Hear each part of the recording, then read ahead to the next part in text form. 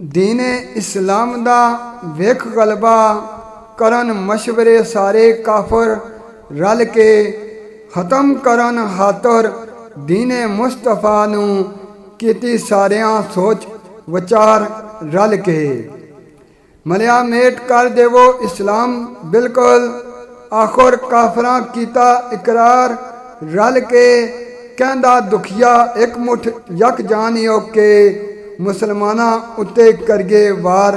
रल के काफरां कीता ऐलान जारी बोलो निकलो शाहजोर जवान ऐसा करे किसा तमाम जो मुस्तफा दा उठो जुरत मंद मर्द मैदान ऐसा नाम इस्लाम दा सुनन विच ना आवे इस दीन नू करो वीरान ऐसा ला इला दी आवे आवाज कोई ना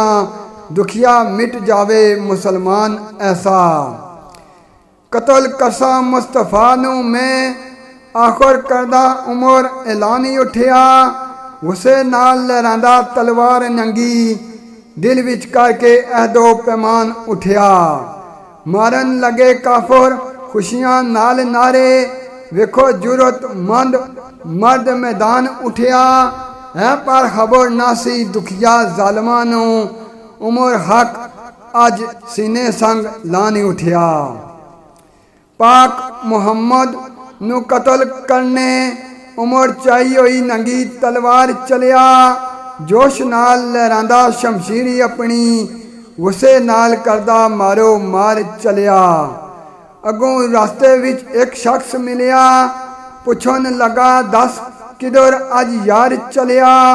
अगों उमर ने दिता जवाब दुखिया मारन वास्ते अहमद मुख्तार चलिया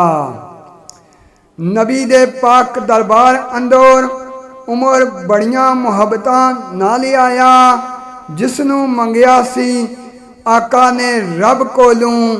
वो मर्द मैदान लजपाल आया बोले आका दस उमर शताब मैनू इथे लैके केड़ा ख्याल आया बोले उमर जनाब नू खबर दुखिया मैं अज काफरां नू करने पमाल आया नारा तकबीर बुलंद होया मजलिस मोमना दी जगमगा गई है दी उमर ने बाहर अजान जाके सुन के धरती वजत विच आ गई है बातल मिटिया हक दी आवाज सुन के दुनिया काफरां दी डगमगा गई है उस उमर फारूक दी बांग दुखिया अबू जहल दा सीना जला गई है आ गया उमर इस्लामी अंदर सुन के बुत परस्त बेईमान डोले होया कुफर ते हक दा रोब तारी ऐबत नाल सारा अरब सतान डोले आ गई बातल दी शामत जमीनी उत्ते खा के खौफ पिया कफुस्तान डोले दुखिया आदल दा जाहो जलाल तक के डरदा नसदा दूर शतान डोले डरदा नसदा दूर शतान डोले हज़रत उमर फारूक आज़म ए ज़िशान अस्ती लाजवाब तेरी करा क्यों ना उमर तारीफ तेरी कर गई सिफ्त जद जाते जनाब तेरी जे कर तकदा ना वस कमाल तेरे करदा बैत नाई बू तराब तेरी